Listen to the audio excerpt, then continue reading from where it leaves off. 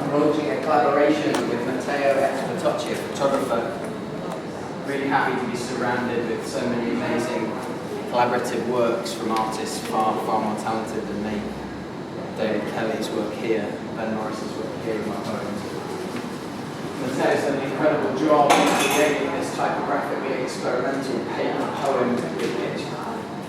So please come and thumb this and dirty it up as the evening gets on. So I'm just going to read a few poems from this publication and a few from the wall, and a few from the wall again. They sweat the entire lower body as a costume for women. They, the suits that resemble them. They are swollen bellies. They transfer a plot from London to Moscow. They are further south.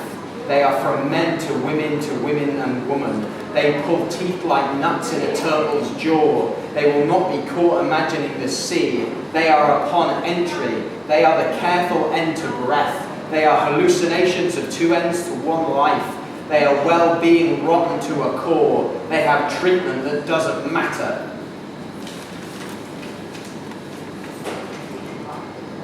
They say random words. They are the palliation of the gentles without politics.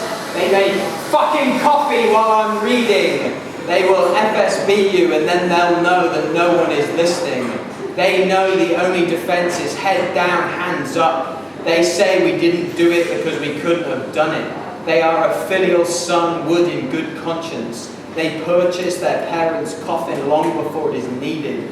They know how it was done in Murmansk. They say it was I that began to cease learning. They believe in apes. They are Slavic destination. They are not the return of Stalin. They are Voltaire. They knew Peter the Great tortured his son to death. They are consultant to a company whose vice president was arrested by the German police for laundering Colombian drug money. They are the arid admiration of ignorance. They are salons filling up with Catherine II. They are the private ceremony for the Legion of Honor. They are a mirage that rots before it ripens. They ask, how do I destroy an opponent? They reply, steal his metal. They are here. They are a black seal hobbling along the ground on its flippers, moving like a man tied up in a sack. They are where lions lie dreaming, their heads on their paws. They are where the golden tuft of a certain bird displays a fire whose power belongs only to those who have sworn eternal virginity. They are where a rhinoceros's red and white eyes hold all the unquenched fury of an overthrown emperor. Alone among animals, he shows his disdain for humans as if they were slaves in revolt. In him lurks the spirit of Ivan the Terrible. They are my holidays alone. They are those that cause suspicion. They are my daughters drunk. They are leaning too close to me. They lewdly grin the silence into a vault. They, the pious ground I despise. They are where the longer I know my kids, the less friendly they become. They confer and decide to stop pretending. Some happy stuff there. Now I'm going to read from some of these on the wall, randomly chosen. All yesterday's bands you don't understand. So came up some pretty ones out there. Ideas have never been given their proper place in the progression of our species. And while it is the easiest time to ever have been alive, one cannot cast a backwards glance and retain a sense of faith in our ability to not be completely awful to each other in the alongside some god. Statistics are vulnerable to manipulation. The unregulated security-stroke cab drivers who may know lanes that do not lead to take you safely home, but every night shut it with the noise, affording not mountain escapes but attacks. So sojourns so rare they can only be found in a library or a home-fitted mega bunker, inverted safety room for the road to roll out, to parchments so old, aligned like a party for the techno-Viking. There is an upbringing of sorts where relaxation cannot invade. Winning Parental abuse pales in comparison.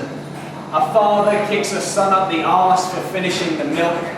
A mother in the Isle of Dogs abuses her children for accidentally tripping her up. A world full of pain like an armful of steroids, as though chemicals were water in a glass and not too complicated to understand for those who can't read, and shit in bags. It's important to consult the internet doctor before treatment, for 90% of winning in life is just turning up.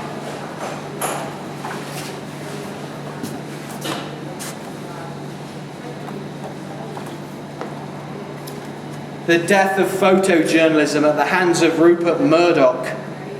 You may touch me before I touch you, he says.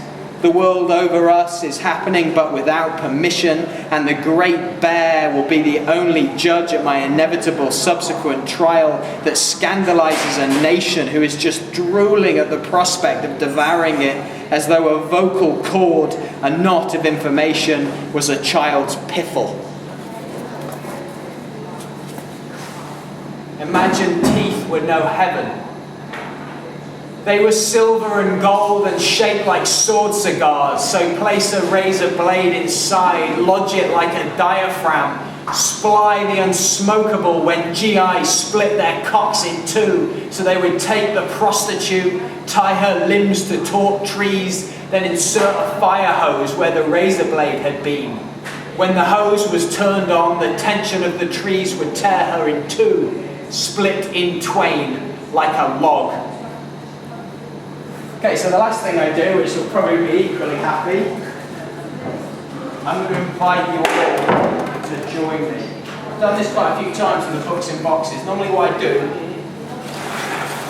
is I hand out the books in boxes, and then I ask everyone to do a polyphonic reading together. So no one has any attention on them, no one has to be nervous, don't worry about that. Instead, what I'm going to ask you to do is line up against the wall in front of a poem.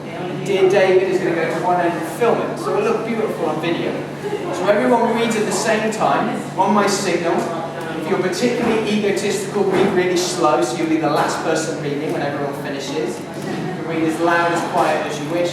Please join me in the last act of a lovely evening.